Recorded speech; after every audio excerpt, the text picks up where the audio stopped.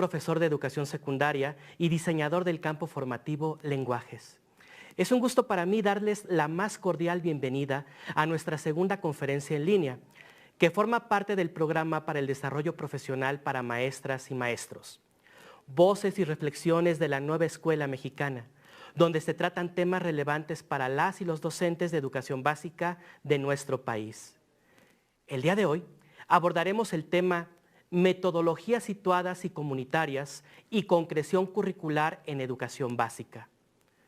El desarrollo de estas conferencias es una iniciativa de la Secretaría de Educación Pública, donde participan varias áreas como la Dirección General Aprende MX, la Dirección General de Formación Continua a Docentes y Directivos de la Unidad de Promoción de Equidad y Excelencia Educativa, así como la Dirección General de Desarrollo Curricular de la Subsecretaría de Educación Básica. Antes de continuar, queremos compartir un mensaje muy importante para la comunidad educativa. Adelante.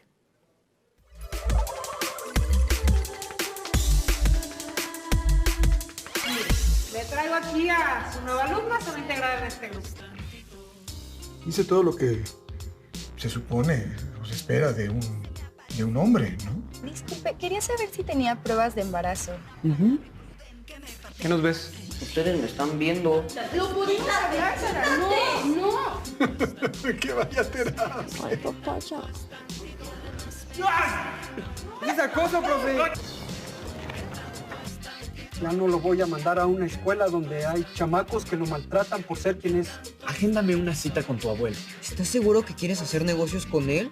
Se dan cuenta del gran equipo que somos. Ay, estoy tan feliz de que estemos todos juntos. Ahora sí van a ver lo que es bueno.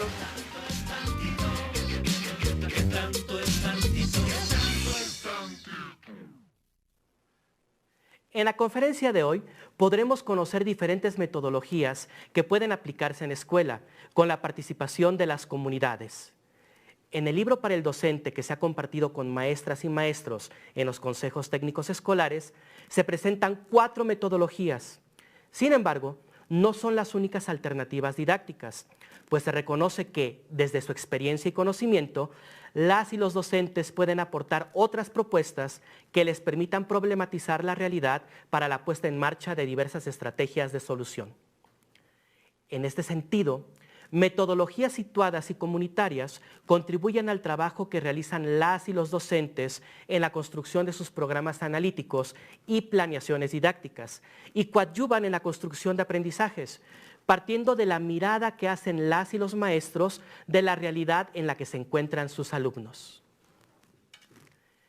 En este marco, serán enriquecedoras las propuestas metodológicas que nos comparte la doctora Frida Díaz Barriga y su equipo de trabajo, puesto que derivan, como lo propone la nueva escuela mexicana, en considerar el contexto y los ejes articuladores como la inclusión, el pensamiento crítico, la interculturalidad y la igualdad de género para su aplicación.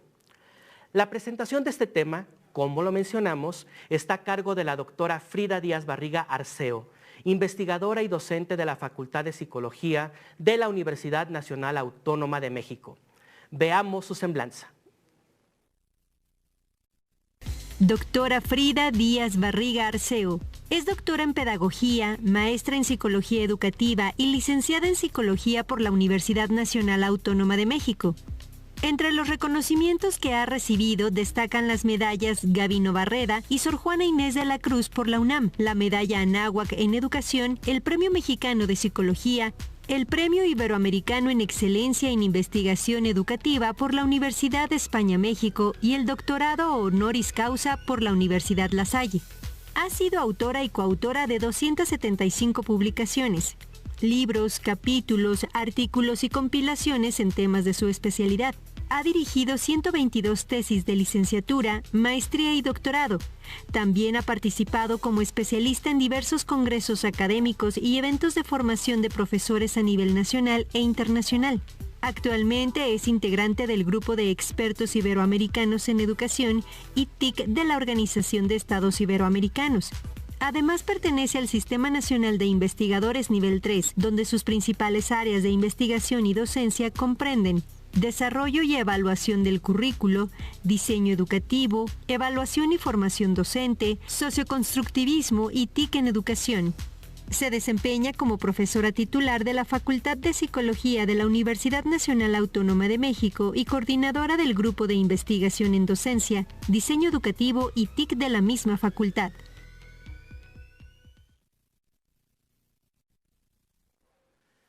A continuación, escucharemos a la doctora Díaz Barriga en una conferencia pregrabada. Posteriormente, estará con nosotros en vivo para contestar las dudas e inquietudes que nos compartan durante la transmisión. Demos paso a su presentación. Hola, los saluda la doctora Frida Díaz Barriga Arceo, profesora e investigadora de la Facultad de Psicología de la UNAM. Voy a tener el gusto de tener una charla con ustedes acerca de una diversidad de metodologías didácticas que permiten la concreción curricular en la educación básica. La charla está dividida en dos temas, en dos grandes momentos. Por un lado, me gustaría charlar con ustedes lo que implican los procesos de concreción curricular y cuáles son aquellas metodologías que permiten realmente un trabajo colaborativo, participativo, centrado en la comunidad y en los propios estudiantes. Y en un segundo momento lo que les quiero compartir es una diversidad de ejemplos, particularmente algunas de las estrategias didácticas que alrededor del trabajo de investigación que hemos desarrollado en conjunto con varios colegas nos han permitido darnos cuenta que son estrategias muy efectivas para lograr esa concreción curricular. Quisiera también resaltar que todos los ejemplos que vamos a presentar en esta charla y en los videos asociados a la misma son trabajos que han desarrollado los profesores. Profesores como ustedes que día a día asumen el reto de la mejora de la educación y de lograr bienestar y aprendizaje para nuestros estudiantes. Quisiera iniciar con ustedes con una reflexión, lo que implica la concreción de una reforma curricular. Por un lado está el currículo oficial, entre el currículo formal y el currículum real o vivido, que es en el que se expresa la posibilidad de que el profesor desarrolle sus propios programas, sus programas analíticos, a partir de los programas sintéticos que ha planteado la institución escolar. Por otro lado, vamos a encontrar también el currículum oculto, que es toda esa serie de experiencias, valores, incidencias que se van viviendo en el escenario educativo y que por supuesto también convocan a la tarea de los docentes para transformar esas realidades y para encontrar las mejores formas, estrategias didácticas, principios educativos para expresar y lograr esas metas de aprendizaje y de bienestar con los estudiantes. Quisiera decir también que la concreción curricular requiere cambios sistémicos. Por un lado, tenemos que encontrar que la concreción de las propuestas requiere condiciones para esa transformación. Eso va a ser sumamente importante. Requiere también centrar nuestro trabajo en los actores del currículum. De entrada profesores, de entrada estudiantes, de entrada también todas las personas que cubren un papel importante en la gestión educativa en los centros escolares.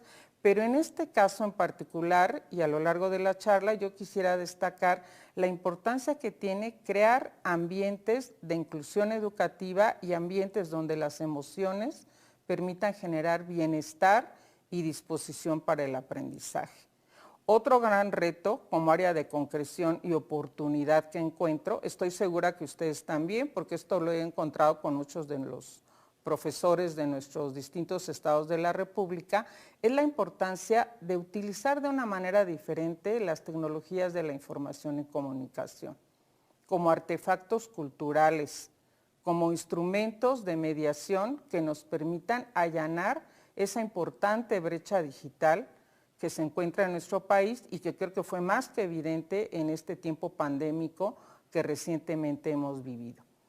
Creo que pues algo muy fortalecedor de este nuevo proyecto educativo es que está pensado en los derechos de las personas, en la importancia del desarrollo humano integral y busca promover espacios de justicia social.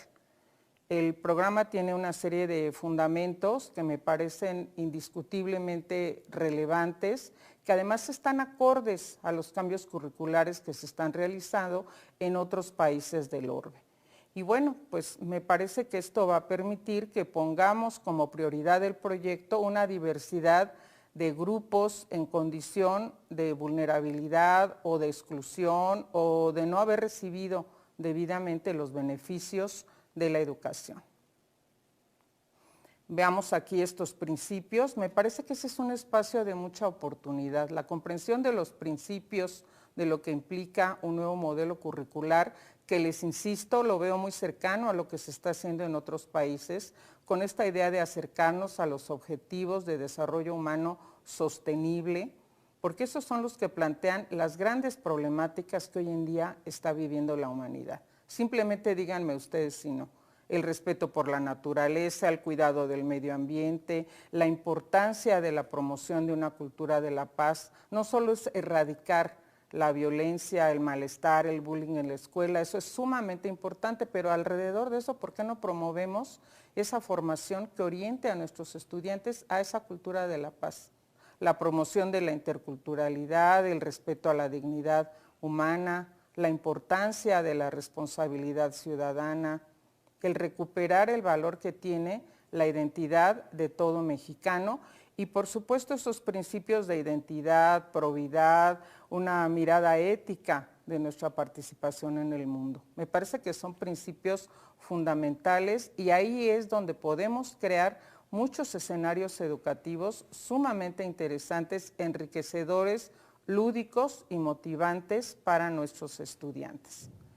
Aquí quisiera que ustedes vieran esta secuencia que va a aparecer de una serie de imágenes donde nos damos cuenta que la importancia debemos ponerla en nuestros estudiantes y en sus comunidades educativas. Vean ustedes sobre todo estos escenarios donde se ve a los jóvenes muy contentos, muy dispuestos al aprendizaje, trabajando colaborativamente, en una diversidad de posibilidades para aprender, en las aulas, fuera de las aulas, realizando proyectos, colaborando en la construcción de un huerto escolar, en espacios donde se nota la inclusión educativa. Creo que esos son los escenarios a los que estamos invitando en esta charla a los profesores. Es innegable que estamos en una nueva normalidad educativa. Considero que no podemos estar en la nostalgia de regresar a lo que antes hacíamos en los centros escolares después del evento pandémico que hemos vivido. Eso nos tiene que llevar a pensar en transformaciones muy importantes para la educación. Por un lado, tenemos que comprender que estamos en una nueva ecología del aprendizaje, como dice César Coll, y en una nueva ecología de la comunicación, como plantea Scolari. Eso ha transformado la sociedad y eso tiene que transformar también el escenario educativo. Tenemos realmente que centrar en el aprendiente las experiencias educativas. Claro, el contenido es muy importante, las disciplinas académicas también, la ciencia también, pero ¿qué ciencia, qué aprendizaje, qué contenidos al servicio del bienestar, del desarrollo humano y de la sostenibilidad? Por eso es que considero que la enseñanza situada, los enfoques experienciales, las metodologías comunitarias son esos recursos indispensables para que los profesores puedan lograr la concreción curricular de principios como los que hemos mencionado. Nuestros escenarios educativos se caracterizan por la falta de justicia social. No son escenarios suficientemente inclusivos. Tenemos que repensar de qué manera vamos a generar educación para la inclusión de todas y todos los estudiantes, sin distinción de género, sin distinción de origen étnico, sin distinción de religión, sin distinción de su preferencia sexual, tengan o no tengan discapacidades, aunque fíjense que pienso que todos tenemos discapacidades, ¿no creen? Al menos la estadística dice que el 70% de las personas, ustedes y yo, y cualquier persona en la que ustedes piensen, en algún momento vamos a vivir una discapacidad, sea permanente o sea pues transitoria. Entonces creo que tenemos que abrazar el tema de la inclusión como un tema central en los escenarios educativos. Otro gran aspecto a trabajar que creo que también no tenemos suficientemente tematizado, por algo será que en los datos duros de la pandemia nos damos cuenta que las mujeres quedaron más rezagadas que nadie más durante este evento, que cuando se ven los datos de quién abandonó la escuela o quién se rezagó o quién tuvo que quedarse en casa a cuidar a los familiares enfermos o la realidad misma de nuestras profesoras, hay todo un tema de género a atender. Entonces el tema de la transversalización curricular del género creo que también es un tema que tenemos que reflexionar y por supuesto pues eso que llamamos interculturalidad. ¿Qué entendemos por interculturalidad? A veces me temo que la interculturalidad la vemos como algo más de folclore que de una verdadera posibilidad de cambiar nuestra mentalidad y tener un pensamiento, una práctica y una convivencia realmente entre todos los grupos sociales, étnicos que conformamos este país tan diverso con tanta riqueza cultural. Vamos a ver un poco esto que tiene que ver con los métodos comunitarios. Yo quisiera comentarles que en particular considero que hay 3 enfoques que son muy importantes. Desde mi punto de vista deberían estar presentes en la formación de los estudiantes de magisterio, desde que están los alumnos formándose en las escuelas normales o bien en esas experiencias educativas para la formación del profesor en servicio. ¿Y cuáles son estos? La investigación, acción participativa, el aprendizaje servicio y la animación sociocultural.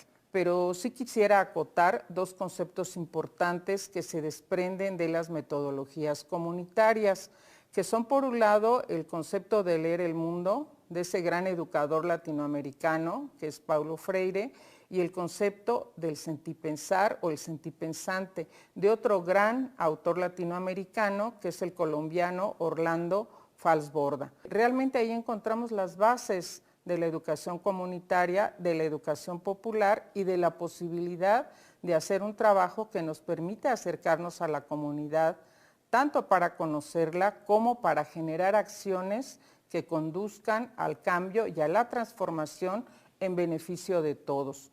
Esta idea de leer el mundo, que ustedes van a profundizar todavía más en los videos que les comento, se van a asociar a esta conferencia, me parece crucial, porque eso es lo que tenemos que enseñar a nuestros estudiantes, a leer el mundo, a comprender su realidad, a entender la problemática que los circunda, a encontrar esas áreas en las que tienen que incidir y hacer algún tipo de cambio. De hecho, el propio Paulo Freire decía, aquí viene la cita, la experiencia de leer empieza con la lectura del mundo, antes de pasar a la lectura de la palabra.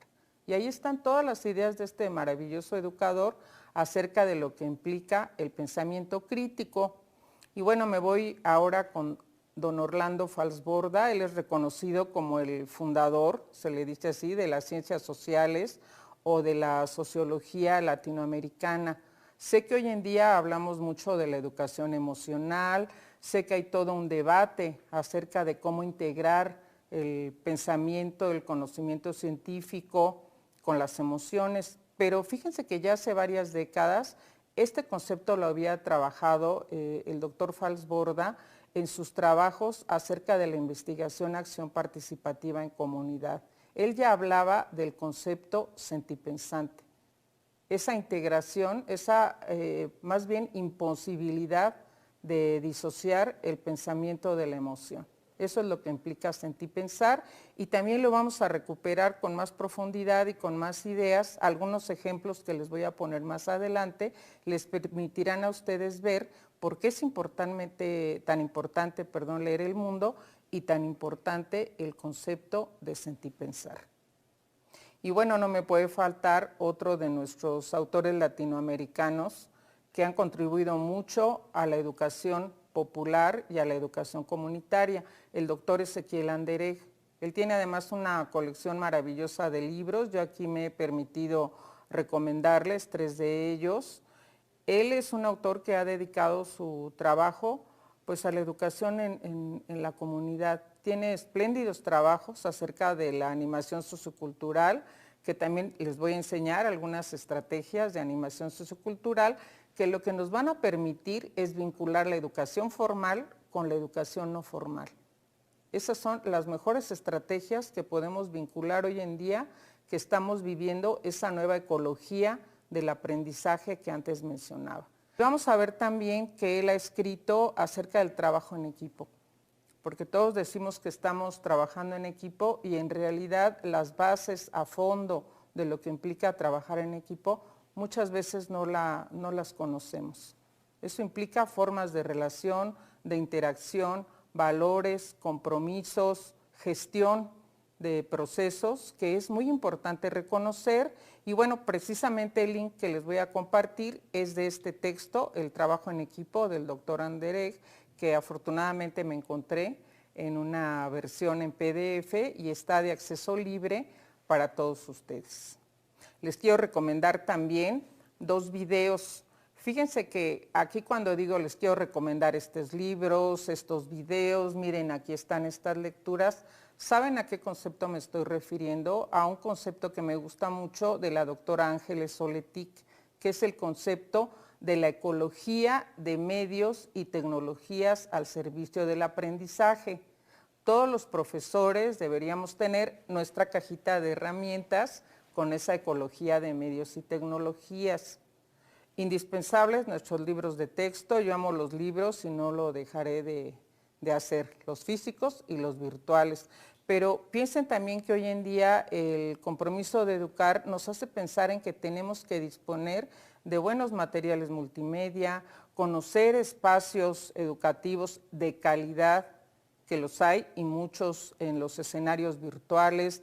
Tenemos que disponer, también hay una serie de materiales educativos que se encuentran completamente a disposición, abierta, libre, gratuita, para los profesores. Y aquí me permito recomendarles la serie Interferencias del Canal 22, un canal cultural que hace material de mucha calidad, y les recomiendo de esa serie 2 videos. Uno se llama Orlando Falsborda, La verdad sentipensante, y el otro se llama Paulo Freire, La pedagogía del diálogo.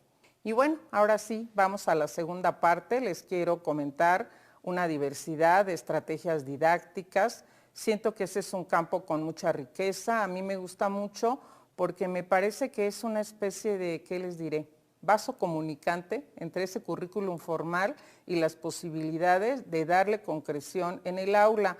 Yo digo que las buenas estrategias didácticas son las que nos permiten crear contextos de posibilidad, siempre y cuando pensemos que son estrategias, que somos estrategas al utilizar toda una diversidad de recursos de una manera flexible, ajustada, adaptada, situada. Las que les quiero compartir, como ustedes están viendo en pantalla, pues tienen que ver con el constructivismo sociocultural, con el enfoque de la enseñanza situada. Muchas de ellas vienen de todo este legado latinoamericano de la educación popular y comunitaria, otras más en la narrativa psicopedagógica, ahí hay toda una riqueza en las estrategias narrativas, y algunas más del campo de la educación inclusiva. Y todas ellas, todos los ejemplos, se los reitero, son ejemplos de proyectos de trabajo donde son profesores los que han participado con nosotros en un proceso de acompañamiento y de mediación para generar esos materiales, esos sitios web, esos recursos didácticos para sus espacios de trabajo. Aquí simplemente en esta imagen pues menciono algunas de ellas, seguramente hay muchas más. Este es solo un ejemplo de lo que considero que nos permite lograr una concreción curricular interesante a través de lograr participación en la comunidad, de desarrollar pensamiento crítico, de acercarnos a leer el mundo, de acercarnos a experiencias sentipensantes y a conocimiento llevado hacia la práctica. Los casos de enseñanza, los relatos digitales, los portafolios de aprendizaje, el aprendizaje visual y multimedia, el aprendizaje por proyectos.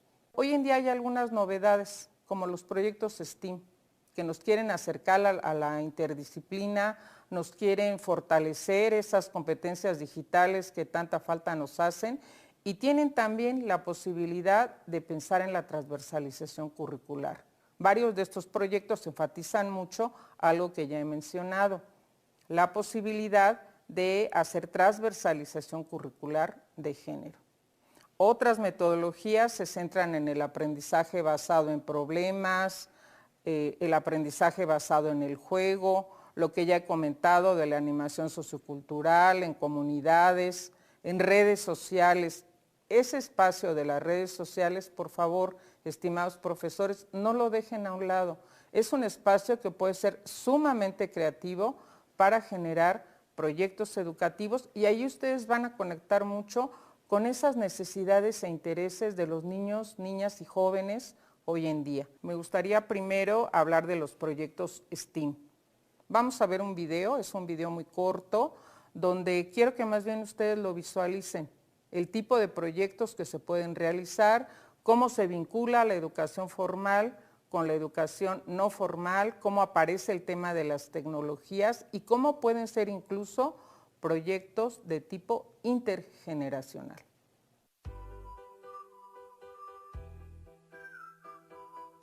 Hola, ¿qué tal? Mi nombre es María Luisa Morales Bautista. Soy integrante del Grupo de Investigación en Docencia, Diseño Educativo y TIC HIDER de la Facultad de Psicología de la UNAM. Y hoy te traigo las 10 cosas que quieres saber sobre los proyectos STEAM. ¡Vamos a ello!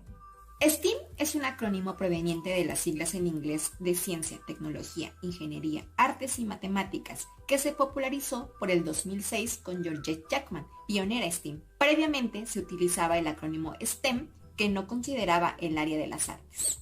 STEAM se sustenta en el aprendizaje basado en proyectos, metodología que no es nueva. Tiene sus orígenes en los trabajos del educador William Hare Kilpatrick en la segunda década del siglo XX y quien fue colaborador de John Dewey. El aprendizaje basado en proyectos es un método de enseñanza-aprendizaje a través del cual el alumnado adquiere conocimientos trabajando activamente en un tema que le resulta de interés y que está relacionado directamente con el mundo real.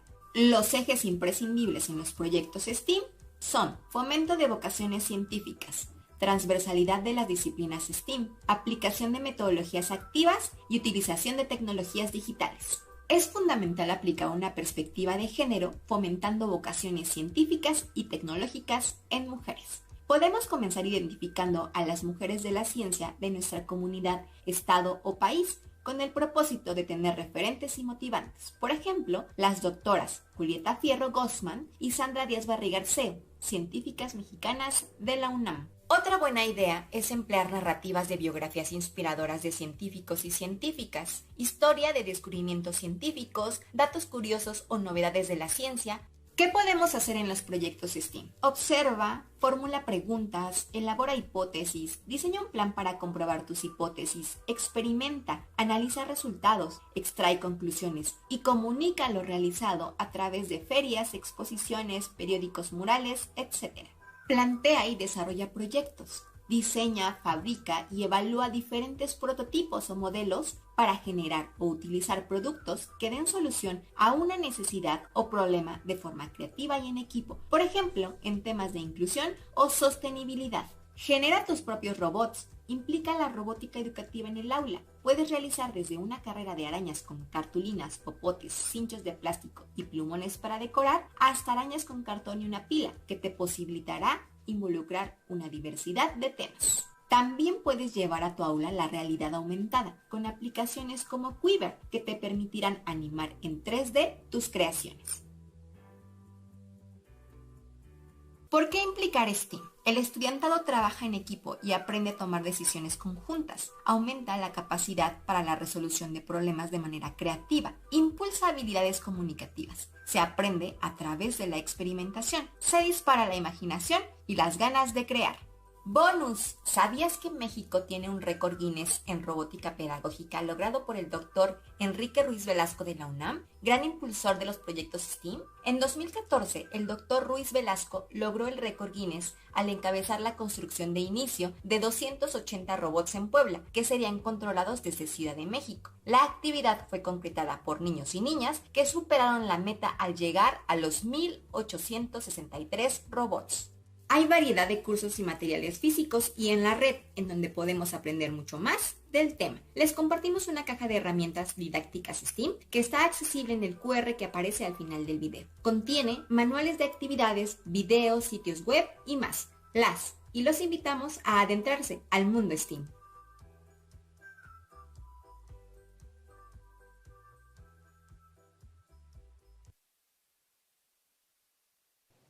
Bueno, ya hemos visto este video. ¿Qué les pareció? Espero que les haya desatado muchas imágenes creativas, generativas, para pensar ustedes qué tipo de proyectos STEAM podrían realizar. Hay otro tipo de proyectos que podemos generar para espacios comunitarios y que generan experiencias de aprendizaje con enorme riqueza y muy motivantes para nuestros estudiantes, que pueden ustedes pensar desde nuestros alumnos de preescolar e inicial hasta los jóvenes que están en la primaria, en la secundaria, en la educación media superior. Aquí les comento algunos de ellos. No sé si alguna vez han pensado en armar, ya sea en su centro educativo, en su escuela, una ludoteca con una sala de lectura, con experiencia de cuentacuentos. Es un proyecto maravilloso. También otra opción que les sugiero mucho, los museos. Nuestro país tiene, una cantidad, calidad y diversidad increíble de museos como espacios de aprendizaje. Muchos de ellos con experiencias pensadas para niños, niñas y adolescentes, pero además también tenemos la posibilidad del viaje virtual en los museos, que cada día está creciendo mucho más. En el lugar de la República que ustedes estén, ¿qué será? ¿Quieren visitar la casa de Frida Kahlo y conocer lo que es su pintura, su arte, algo de su vida, interesar a los alumnos en el arte mexicano, generar una experiencia sentipensante en torno a un periodo de la historia de México? Pues hay un viaje virtual bastante interesante para conocer la casa de Frida Kahlo. Y son espacios donde se logran tantos aprendizajes que después son las comunidades mismas las que abrazan los proyectos y las que no quieren que por ningún motivo se separen de la experiencia escolar. Ahora quisiera comentar con ustedes el tema de los casos de enseñanza. Siento que es el tipo de diseños educativos que los profesores podemos hacer para trabajar una diversidad de temas curriculares, pero aquí es donde podemos introducir esos temas transversales que nos interesa. Yo les voy a poner un ejemplo, donde los casos de enseñanza diseñados por los profesores, este caso que ustedes van a ver, lo diseñaron un equipo de profesores donde uno de los docentes enseñaba en telesecundaria, otra de las profesoras venía de una comunidad de Oaxaca, ella misma pertenecía a un pueblo originario, y otro de los profesores trabajaba en torno a CONAFE. Entonces ellos decidieron en un taller que nosotros dimos sobre casos de enseñanza, trabajar este caso, que es un caso que habla del tema de la discriminación a las comunidades originarias y tiene perspectiva de género e intercultural. Fíjense los tres aspectos que coinciden, vinculado directamente al currículum, porque los casos de enseñanza se vinculan directamente con el currículum. Son experiencias educativas donde los alumnos tienen que indagar, buscar información, lograr aprenderse una serie de conceptos, qué es interculturalidad, cuando hablamos de género, de qué estamos hablando, qué es la discriminación. En México hay discriminación. Ah, caray, la Constitución dice que no, pero la realidad, ¿qué nos dice? Vamos a leer esa realidad. ¿Y a quién se discrimina y por qué motivos? ¿Y qué podemos hacer para evitar ese tipo de situación? Entonces, todo eso es lo que se aborda en los casos de enseñanza. Y en estos ejemplos, o en este que vamos a ver en particular, se hace a través de videos educativos, que creo que esa es otra habilidad muy interesante que podemos desplegar los profesores. Hay muchísimo material de video que podemos utilizar con fines educativos de mucha calidad y que nos permiten utilizar narrativas con sentido profundo. Aquí creo que fue una de las mayores virtudes de los profesores en estos proyectos que realizaron con mi grupo de investigación, ser curadores, dirían los colegas, de buenos videos educativos en los cuales había muchos mensajes para trabajar con sus estudiantes. Este caso, como ustedes lo van a ver, está vinculado a las asignaturas de Historia y de Educación Cívica. Procedamos, vamos a ver el video. Aquí estamos en el inicio del caso de enseñanza, donde ustedes pueden ver la planeación que se hizo del mismo. Encontramos el objetivo educativo que tiene el caso, tanto el general como los específicos, la vinculación con el currículum, que es muy importante, que puede ser viendo esta programación con formación cívica y ética y con los cursos de historia, considerando que hay varios temas con los que se puede vincular y realizar una adaptación, los alcances del caso, en cuanto a qué es lo que se espera del mismo y qué aprendizajes se van a lograr. Por supuesto, los aspectos socioemocionales, que yo resaltaría aquí el tema de la sensibilidad cultural y la empatía. Y bien, la población a la que se dirige, en este caso estudiantes de secundaria. Y una sinopsis, por supuesto, de lo que trata la narrativa y cuál es su sentido profundo y los ejes analíticos que vamos a asumir. Para empezar el caso, se plantea el video, que es donde viene la narrativa y la problemática principal. Las preguntas, recuerden que preguntas y narrativas son el núcleo central de un caso de enseñanza. Vemos aquí distintos tipos de preguntas para el análisis del mismo y hay dos actividades. En una de ellas lo que se busca es analizar por qué se da la violencia y qué manifestaciones tiene en varios contextos. En el otro queremos saber cómo se generan las situaciones de empatía hacia otras personas. Y bueno, pues también nos interesa mucho el cambio de actitud y sobre todo pensar por qué ocurre la discriminación y de qué manera es que ésta se manifiesta en distintos contextos. Bueno, pues ¿qué les pareció esta probadita de este caso de enseñanza? Por supuesto, ustedes tienen aquí el link para que lo puedan ver completo. Espero que se hayan dado cuenta cómo la evaluación procede con instrumentos de evaluación auténtica y el caso viene acompañado, además del video, de una serie de materiales de lectura y de actividades para la aplicación del conocimiento. A mí lo que más me gustaría es que sean ustedes los que se animen a preparar sus propios casos de enseñanza.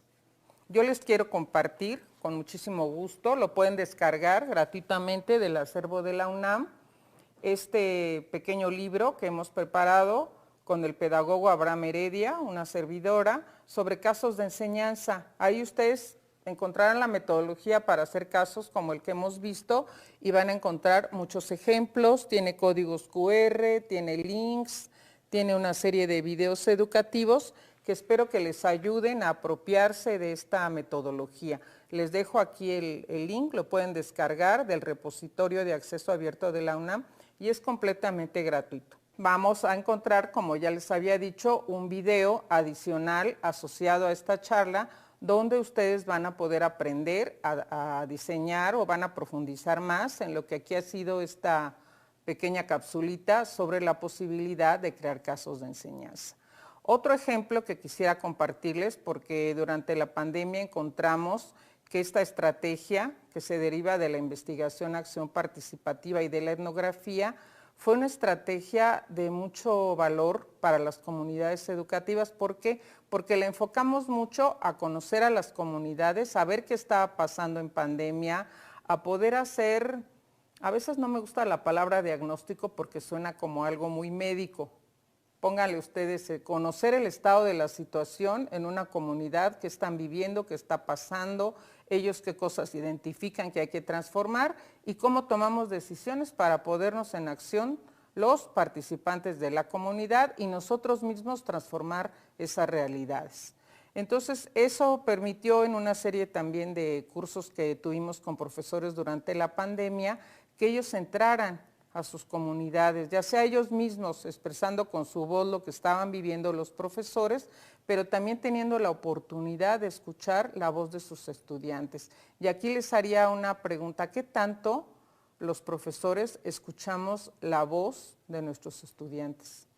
Pues aquí les dejo un link, hubo un proyecto que a mí, bueno, realmente me gustó muchísimo, sentí que yo fui la que aprendí mucho en esa experiencia en un proyecto Fotovoz que hicimos en la Escuela Normal de Ayotzinapa.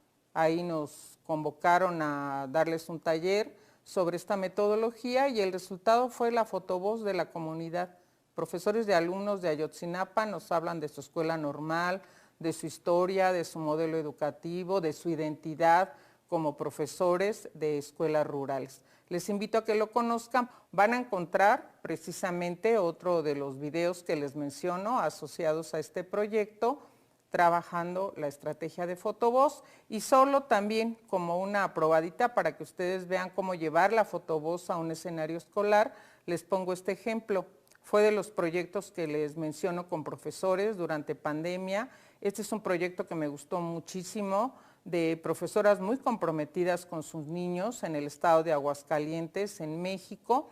Y este es el proyecto Fotovoz que ellas decidieron hacer. Ellas querían escuchar a sus niños, cómo estaban viviendo el confinamiento, cómo estaban aprendiendo, quién les ayudaba, si los materiales de Aprende en Casa tenían o no tenían un sentido, una utilidad, si estaban comprendiendo los contenidos educativos a la distancia.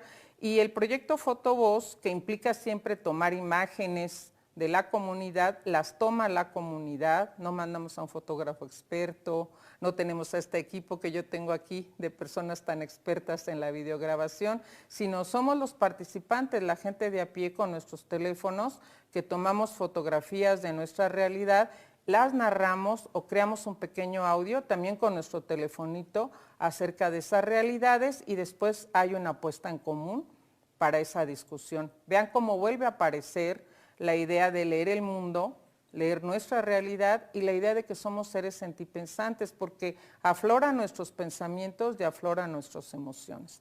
Aquí las maestras decidieron hacer la fotovoz utilizando la mediación de las tecnologías. Todos estábamos confinados, no nos podíamos ver. ¿Cuántas personas decían que la tecnología impedía la emoción, impedía la comunicación, que era el medio más deshumanizante posible?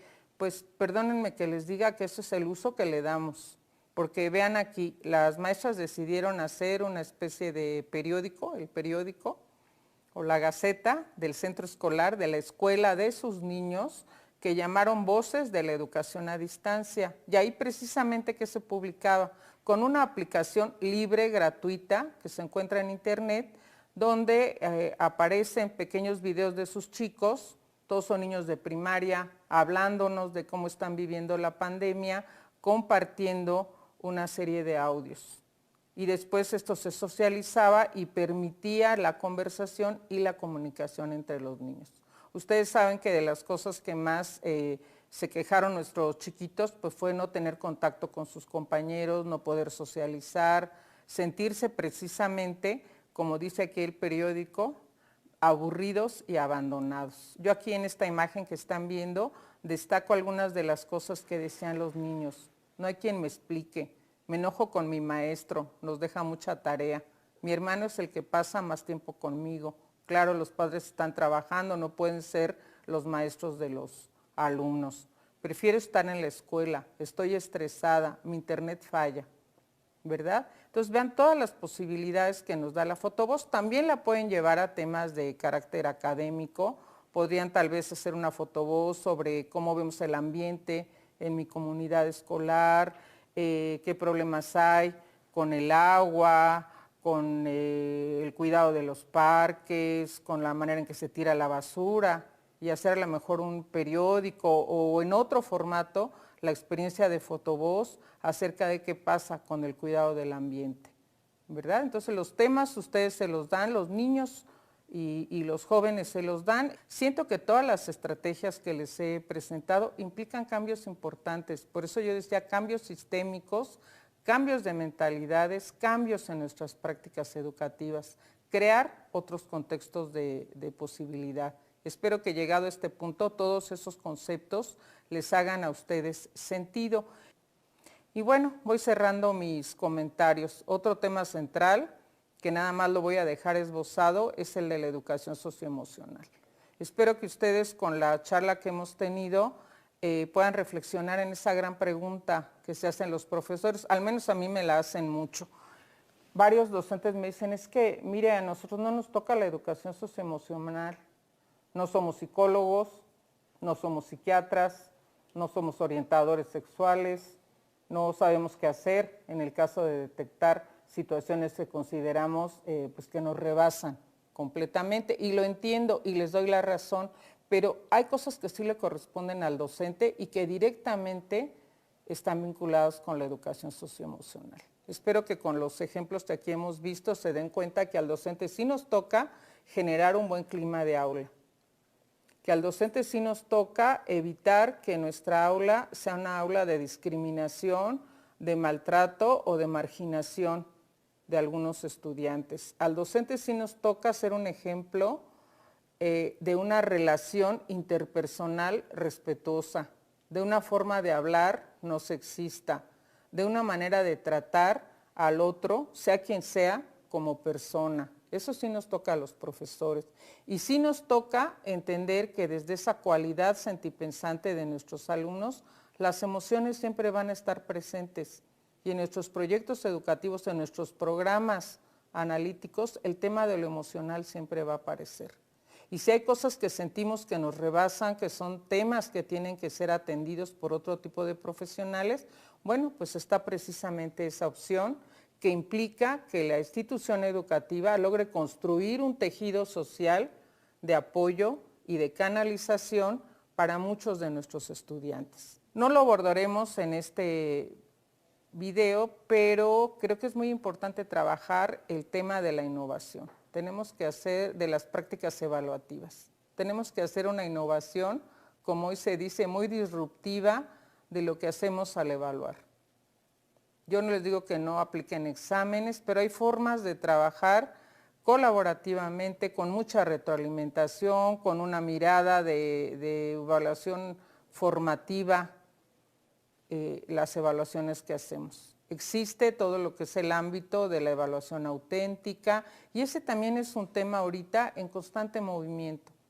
Espero que ese también sea un motivo principal para que ustedes piensen y replanteen la experiencia educativa en el aula. Creo que también hay que aclarar que no es la idea, porque eso también me lo han comentado colegas docentes, me han dicho, no, es que ahora lo que se espera es que todos pasen, ya nadie reprueba. Todos con el hecho de haberse parado algún día en la escuela, tienen ya sus 6 y todos pasaron.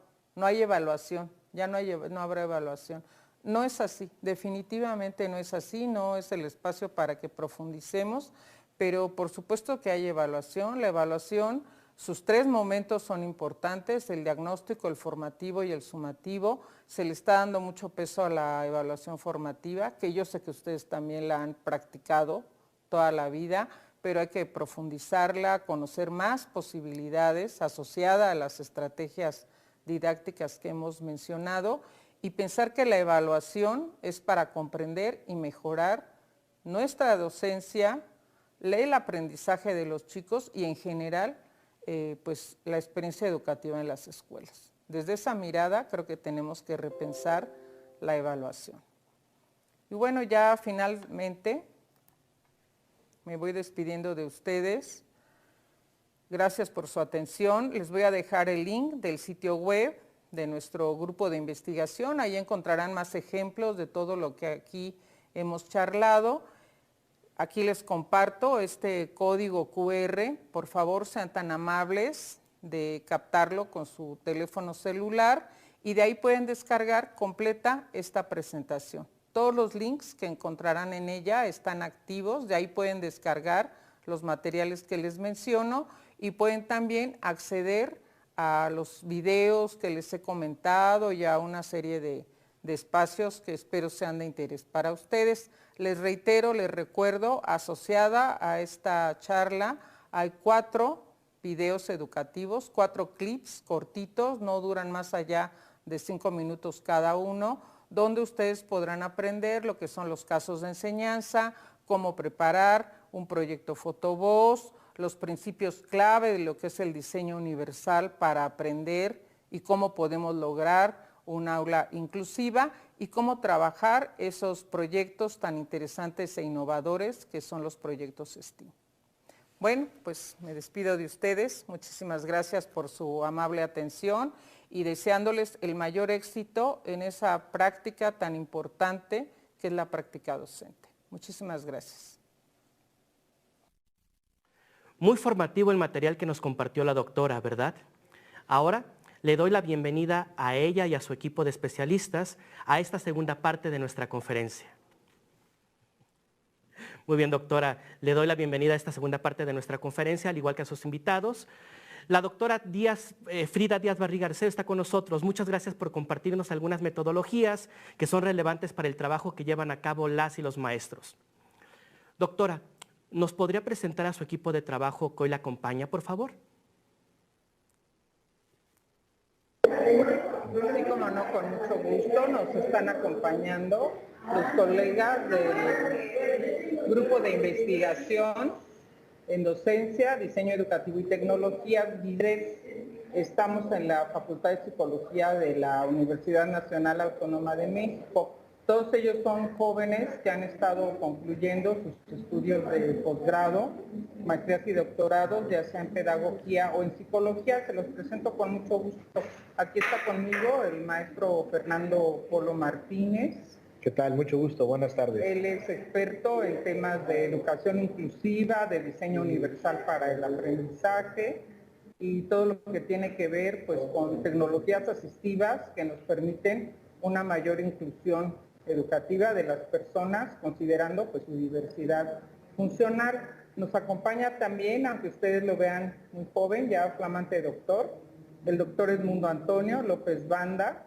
Él es alguien que se ha dedicado mucho al campo del diseño educativo y al manejo de las tecnologías con todo este sentido tecnopedagógico. Él creo que es alguien que es experto en muchos diseños educativos y en este caso para este proyecto y estos videos que hemos estado realizando para los colegas profesores, él lo que ha estado trabajando es el tema de los casos de enseñanza en formato electrónico y utilizando una serie de aplicaciones libres en la web para que todos los maestros puedan hacer este tipo de diseños y aprovechar también la multimedia con sentido educativo. Nos acompaña el pedagogo Abraham Heredia Sánchez. También él es alguien muy, pues con mucha formación en el campo de los temas de las tecnologías. Creo que él se ha ido especializando cada vez más en todo lo que es el diseño pedagógico de materiales educativos que tienen también todo un sentido a través de la multimedia, de la transmedia, el diseño editorial con las tecnologías que vienen hoy de punta en estos momentos, pero también él ha trabajado el diseño y de materiales para la formación de profesores y conoce muy bien las metodologías comunitarias participativas. Esas que ustedes ya escucharon ahorita en el video, que son la investigación, acción participativa, la animación sociocultural, que es un tema en que considero que él es particularmente experto, y lo que son los asuntos que tienen que ver con aprendizaje-servicio. De ahí que la participación que hace y el video que ha generado para los colegas profesores tiene que ver con el tema de la estrategia Fotovoz. Les sugerimos muchísimo que no dejen de aplicar esta sugerencia y los tips que se dan en el video del pedagogo Heredia. Y finalmente, me da también muchísimo gusto presentarles a otra pues muy joven doctora, a María Luisa Morales Bautista. Ella ha tenido pues toda una trayectoria muy interesante en el estudio de lo que es la adolescencia. Ella además también es docente en la educación básica, en el nivel educativo medio superior. Y bueno, pues ella, su línea de investigación ha estado centrada en la adolescencia, en la violencia, en los adolescentes, en lo que es cómo trabajar temas de género en esta etapa de vida. Y por otro lado, se ha especializado en el tema de proyectos STEAM. Creo que esa es una de las metodologías más innovadoras que podemos encontrar en este momento. Nos permite no solo trabajar, como ustedes lo vieron en la charla, aspectos científicos, sino artísticos y humanísticos. De manera conjunta, aprovechar los avances de la tecnología, pero también introducir temas transversales. Creo que es una metodología muy exitosa hoy en día a nivel mundial y en la que se hace un gran esfuerzo para que sean las mujeres también las que se acerquen a formarse en el campo de la ciencia y bueno, pues que se dediquen después a profesiones en esta línea, y esa es el área en la que María Luisa se ha especializado, y me parece que todavía en nuestro contexto pues son pocas las personas que tienen ese conocimiento, entonces presentarlos porque son personas muy jóvenes, muy comprometidas con la educación, y estoy segura que todos ellos iniciaron, como todos esos estudiantes que tienen los maestros que nos están escuchando, con muchas inquietudes, con un espíritu muy lúdico, con muchas ganas de aprender con tecnología, con multimedia, y pues poco a poco se fueron entusiasmando muchísimo con el campo de la educación. Muchas gracias. Bienvenidas y bienvenidos. Realmente me sorprende este equipo tan completo y preparado que nos presenta doctora Frida Díaz Barriga. Los invito a responder a las preguntas que las y los maestros tienen sobre este interesante tema. Para ello, les voy a pedir por favor que cuando lea la pregunta o el comentario que nos den los docentes, la persona que vaya a responder levante la mano desde su aplicación de videoconferencia para que podamos asignar el turno de respuesta. La primera pregunta es, ¿qué pasa si tenemos en el mismo grupo o aula alumnos de diferentes comunidades y sus necesidades son distintas? ¿Cómo podemos conciliar un trabajo en común?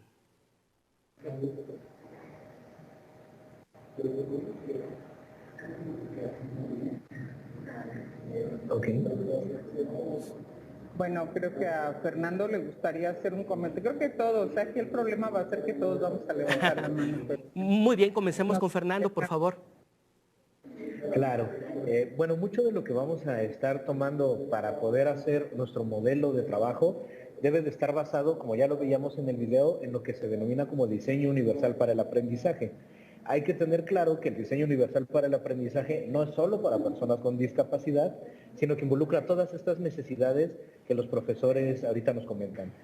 Involucra si son de algún pueblo originario, si pertenecen a alguna comunidad en particular, y a partir de ello podemos hacer el posicionamiento de lo que vamos a trabajar durante todo el ciclo con base en las necesidades de nuestros estudiantes.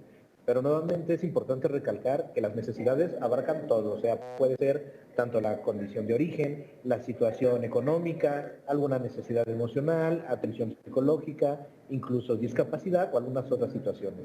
Por lo tanto, si hacemos un diseño basado en el diseño universal para el aprendizaje que permita considerar todas estas necesidades y adaptar los contenidos y la manera en la que los expresamos y la manera en la que participan nuestros estudiantes, podremos estar atendiendo esas necesidades sin necesidad, digamos, de estar haciendo un sobreesfuerzo para algunos estudiantes y otro para otros, sino teniendo un curso universalizado, un curso general para todos ellos, y obviamente para conocer las necesidades en un principio, pues bueno, normalmente nos informan cuando vamos a tener un curso con algunas necesidades, pero siempre estar de la mano con el estudiante es lo fundamental.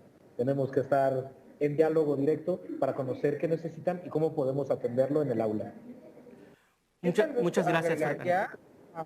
A lo que dice Fernando, que hay que entender que estamos en el siglo XXI en el currículo que plantea la diversidad. El siglo XX probablemente fue el del currículum que planteaba la estandarización, la ruta lineal, todos aprendiendo lo mismo, considerando que todos los alumnos tenían el mismo perfil o deberían aspirar al mismo perfil. Y me parece que el cambio curricular que se está ahorita avecinando en México y en muchos otros países va en esa dirección, reconocer la importancia de la diversidad, darnos cuenta que en nuestro escenario educativo no solo vamos a tener alumnos de distintas comunidades, sino de distintos estilos de aprender, distintos intereses, distintas orígenes familiares, etcétera. La diversidad es la norma y no el que todos seamos iguales y caminemos dentro de la misma línea. Entonces creo que para eso es que está pensado todo el tipo de estrategias, sugerencias que se han estado dando para que la experiencia educativa se pueda ir ajustando, adaptando, adecuando debidamente a esa diversidad que plantean los alumnos y que finalmente es la que nos enriquece como seres humanos. El interactuar con alguien diferente a quien soy yo es lo que me permite ir más allá probablemente de la visión pues a veces cerrada que puedo tener si solo pienso en una sola manera de ver el mundo. No sé, Edmundo, ¿tú qué quisieras agregar? Vi que levantaste la mano. Claro, complementando lo que nos han dicho aquí nuestros dos compañeros, la diversidad enriquece. Entonces, en el aula la diversidad siempre nos va a estar enriqueciendo y aquí lo importante es reconocer la voz del alumno, la voz de la persona con la que estamos trabajando. Aquí yo me animaría a decir, escucho, adecuo, propongo, trabajo y evalúo junto con mis alumnos. Y de esta manera podremos reconocer esta gran diversidad a partir de las estrategias que, bueno, ya se les han estado planteando, como por ejemplo el desarrollo de una fotovoz, pues para reconocer esta comunidad originaria, de dónde están viniendo y qué cuestiones son importantes para ellos, y a partir de ahí hacer estos planteamientos con estas palabras que he comentado: escuchar, adecuar, proponer, trabajar y evaluar junto con ellos. Muchas gracias, Edmundo. Sí, totalmente de acuerdo. La educación tiene que evolucionar hacia un estado donde se considere la diversidad existente, la realidad de nuestros alumnos, la realidad que está presente en el aula, en los planteles escolares. Muy bien, gracias. Aparte de esta metodología del DUA que han mencionado, ¿existe otra metodología que se podría utilizar en este sentido?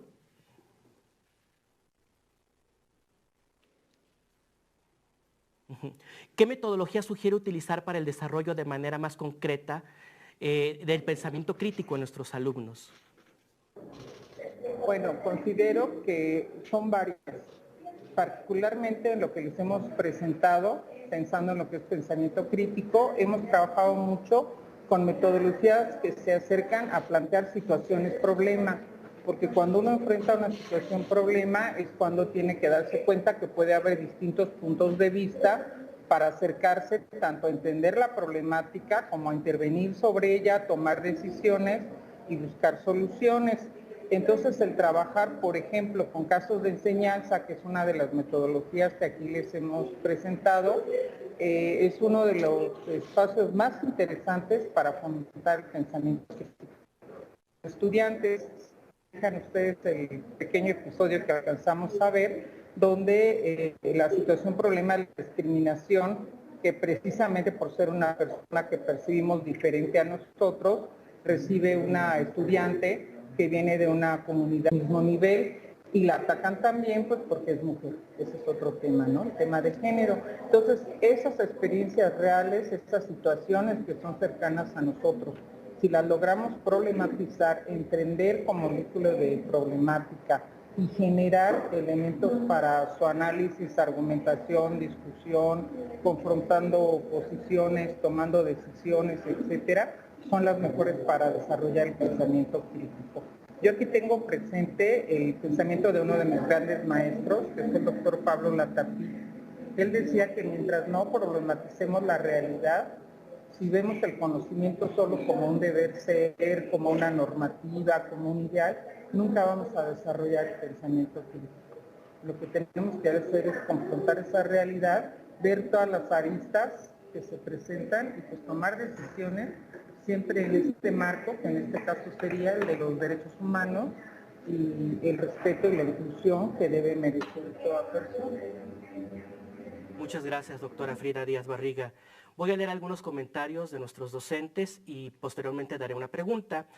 La maestra Karina Bautista Miranda comenta: estas estrategias permiten que se dé ese puente cognitivo logrando un andamiaje para que el aprendiz logre asimilar, acomodar y evocar un nuevo aprendizaje. La maestra Adris Oast dice: sería un proyecto interesante que en nuestra escuela pudiéramos tener una ludoteca y no solo una biblioteca. Por su parte, la maestra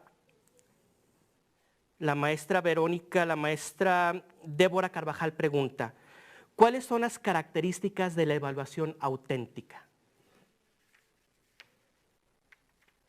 Son varias cosas que quisiera comentar. No sé, Abraham, lo de las ludotecas, tú quieres, que te encanta la animación sociocultural. Sí, muchas gracias. Creo que este comentario de la profesora es muy acertado porque efectivamente a partir del juego, a partir de estas experiencias lúdicas que son muy motivantes para los estudiantes, principalmente en escenarios que se requieren pues estas estrategias que permitan desarrollar habilidades. Por ejemplo, en el juego pues uno pone en práctica y desarrolla infinidad de habilidades, y ahí nos damos cuenta que la convivencia con personas de diferentes edades, estudiantes de diferentes grados, pues van generando también aprendizajes que de otra manera no se podrían desarrollar en una actividad convencional, ¿verdad? Entonces creo que las ludotecas, como lo menciona el doctor José Luis Linaza en sus proyectos de ludotecas con las familias, en las escuelas, pues creo que se puede retomar muchos aspectos para el aprendizaje mediante el juego. Muchas gracias, Abraham. Parece que Edmundo también levantó la mano, ¿verdad? Así es. Para contestar esta pregunta que tiene que ver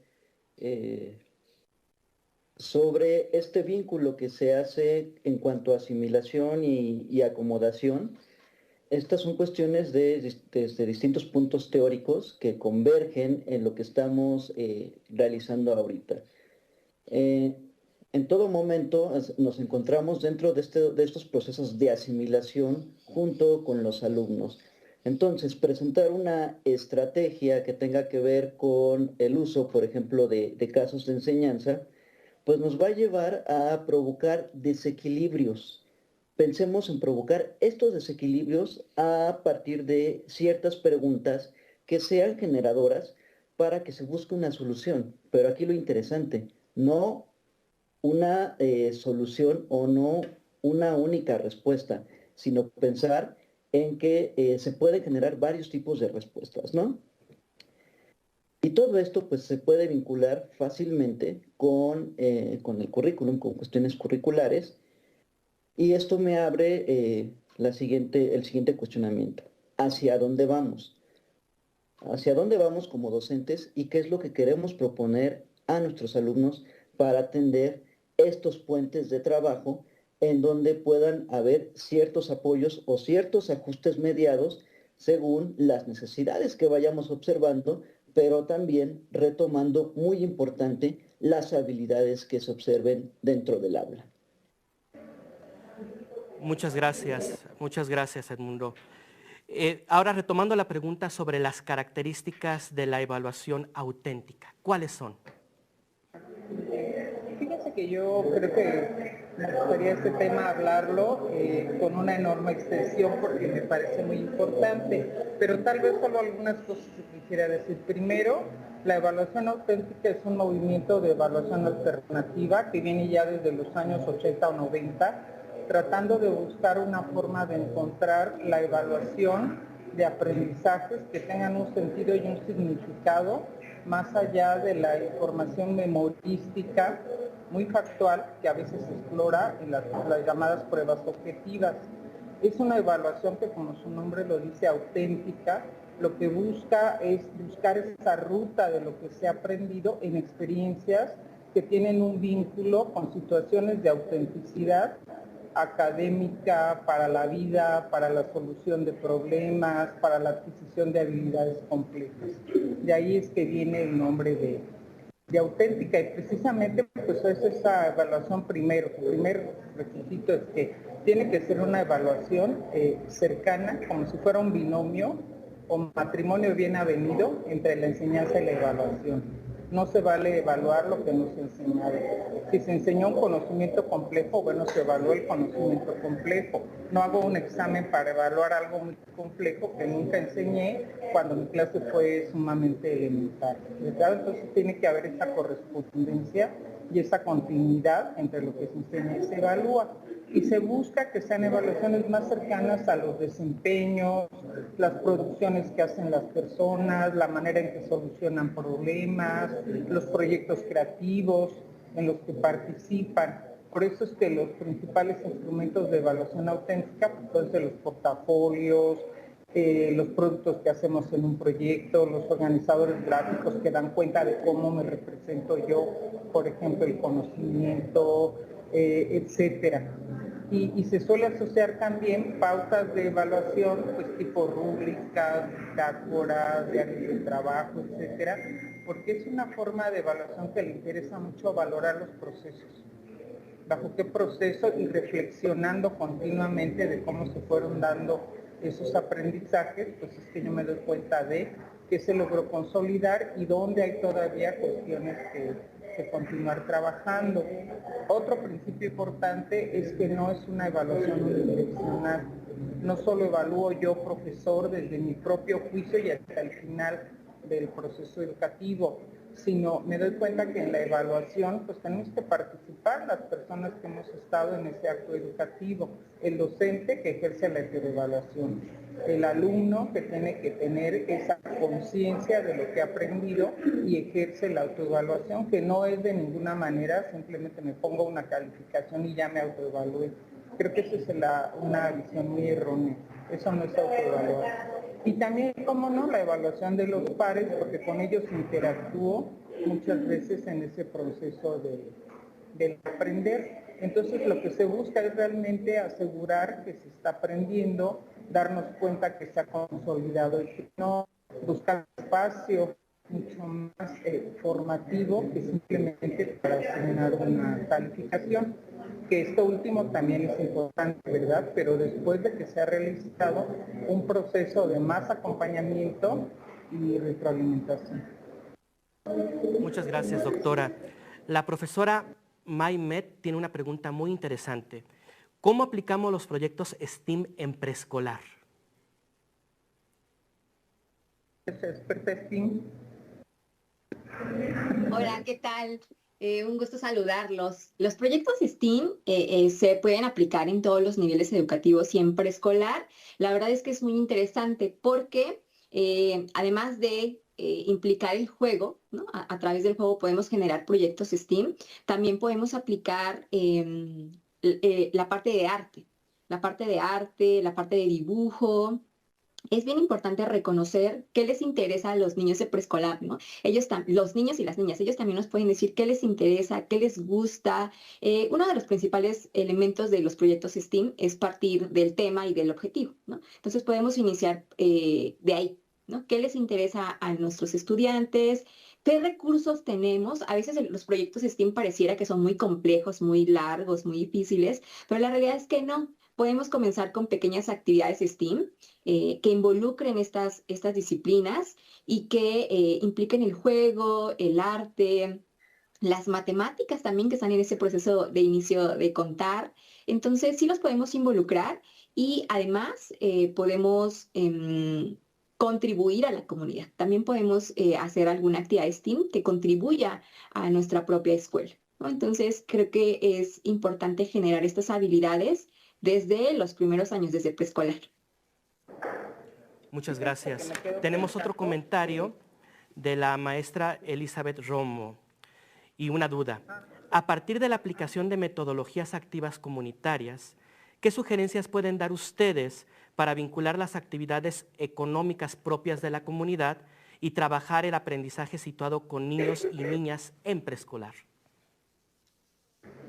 A mí me gustaría hacer un comentario al respecto y tal vez vincularlo con lo que decía también hace un momento Marilu. Bueno, recordarles que asociada a la charla que ustedes escucharon, van a encontrar cuatro videoclips cortos que les hablan de las 10 cosas que ustedes querrían saber sobre cada una de estas metodologías que se han presentado y por ejemplo en el de proyectos STEAM que diseñó la doctora Marilu y en los otros también, que encuentran ustedes un código QR que cuando ustedes lo activan les lleva a una serie de materiales educativos que les van a permitir llevar a la práctica y encontrar ejemplos muy concretos, muy situados de estas metodologías. Tengo muy presente que en el de proyectos STEAM hay un manual donde encontrarán muchas actividades y sugerencias para actividades STEAM con niños pequeños que van a ustedes poder trabajar en preescolar o en educación primaria y que además todos están vinculados a conceptos que son clave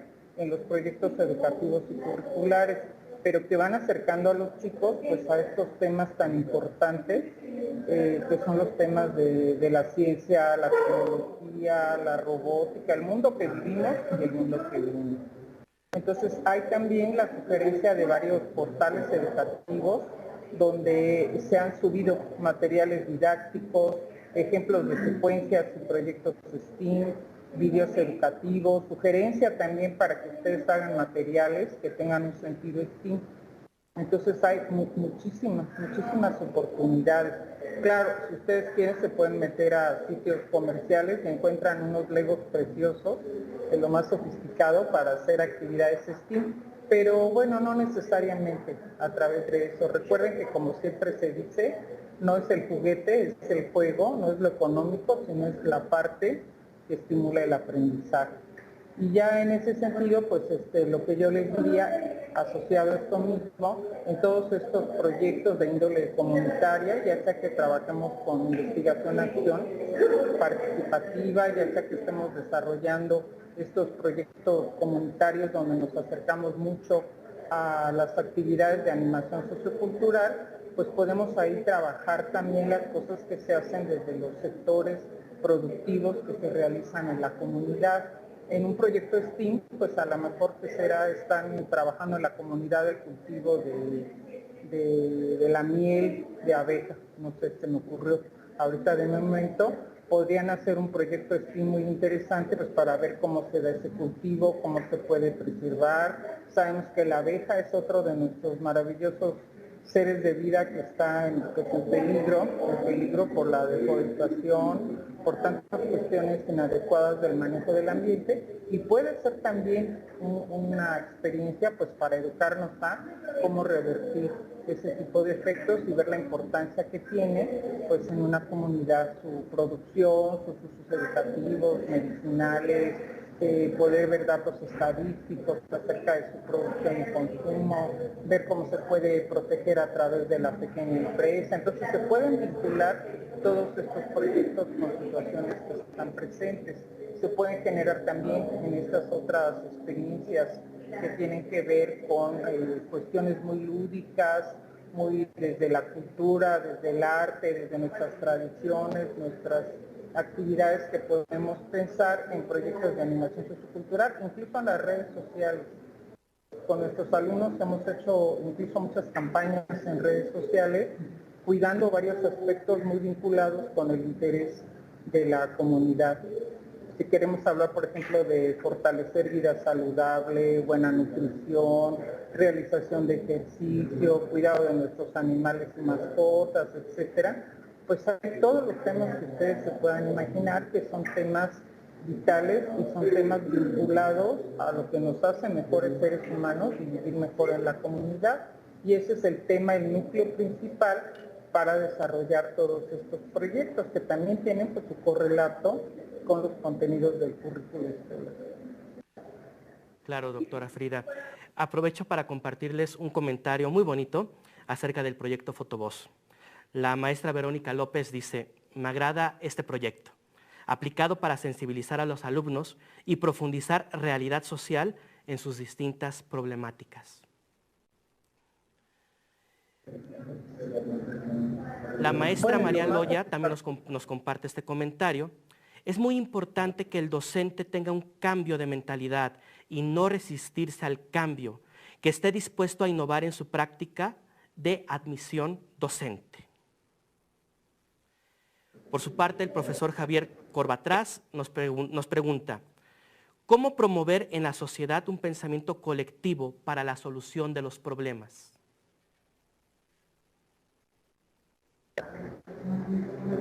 Bueno, pues yo creo que lo mejor es trabajando colectivamente, ¿verdad? Dando la oportunidad de que sean precisamente los grupos de docentes los que se animan a formar equipo de trabajo colectivo en torno a proyectos de interés común.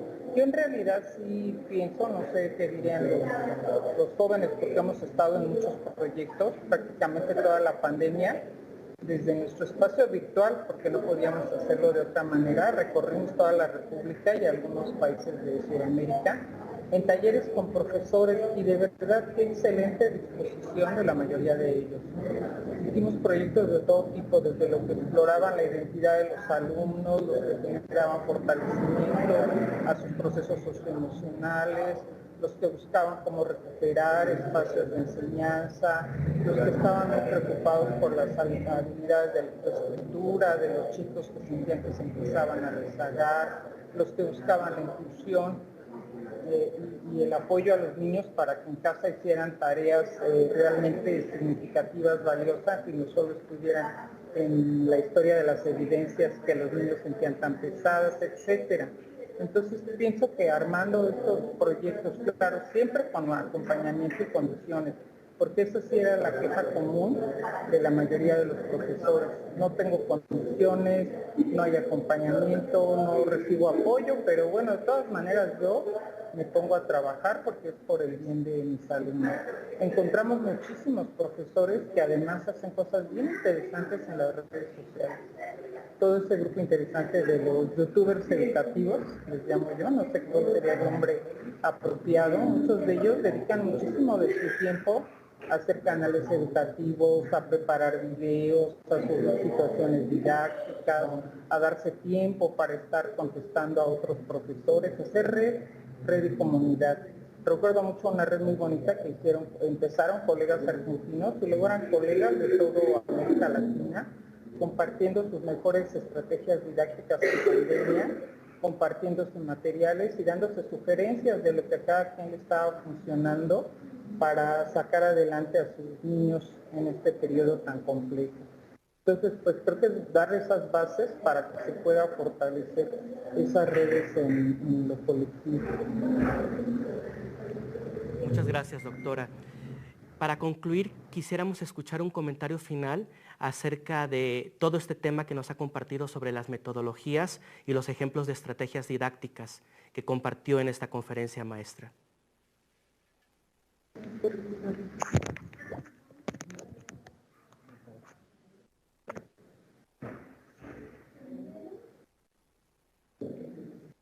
¿Qué tal, bueno, pues sí, quisiera simplemente decir que, bueno, complementando un poco con estas técnicas y estas estrategias de enseñanza, pues muchas veces la inquietud de los profesores no es que se cierren al cambio, como lo comentaban. Hemos encontrado muy buena disposición con los profesores, pero en ocasiones pueden sentir que no hay a dónde acudir, ¿no? O que no hay suficientes materiales para ello.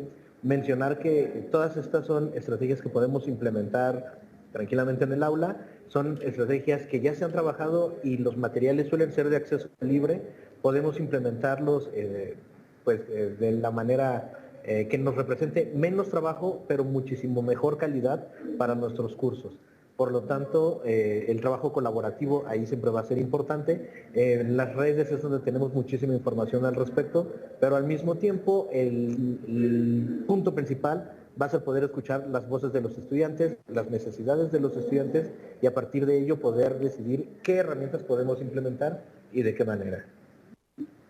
Gracias. Y para concluir, hay toda una tradición en nuestro país y en el contexto de los países latinoamericanos en general, de todas estas metodologías participativas. Por eso, si ustedes se fijaron el énfasis en la presentación de que tenemos maravillosos autores que ya han recorrido estos caminos desde tiempo atrás, ni qué decir un Paulo Freire, y les ilustramos el trabajo del doctor Falsborda o del doctor Anderé, pero hay muchísimos otros autores que han trabajado con estas y muchas otras estrategias. Tampoco se queden con la idea que son las únicas que hay.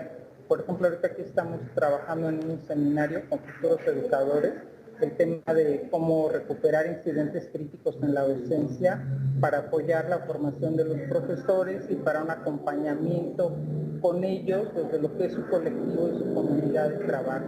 Entonces piensen que hay muchas metas, que la cuestión pues es explorarlas y atrevernos a innovarlas y a llevarlas a estos escenarios y empezar a trabajar desde la colegialidad. Siento que eso es algo importante, que sí que también que se ha hecho mucho, ¿verdad?, en muchos de nuestros escenarios educativos, y yo cada día lo veo más presente en ese mundo que no debemos dejar de explorar, que es el mundo de la virtualidad y las redes sociales. Muchas gracias, doctora Frida Díaz Barriga, Edmundo, Fernando, Abraham, María. Les agradecemos su participación en esta conferencia en línea, que ha sido muy enriquecedora. Esperamos que el conocer más a fondo algunas metodologías para el trabajo con las comunidades les haya permitido tener un panorama más amplio de lo que son, cómo incluirlas en el aula y lo que aportan al trabajo con las y los alumnos, en colaboración con la comunidad. En los próximos días les comunicaremos sobre nuestra próxima conferencia en línea desde el grupo de docentes Aprende MX y los otros medios por los que habitualmente los invitamos. Es momento de finalizar nuestra transmisión. Se despide de ustedes Alejandro Cárdenas. Gracias por su atención. Saludos.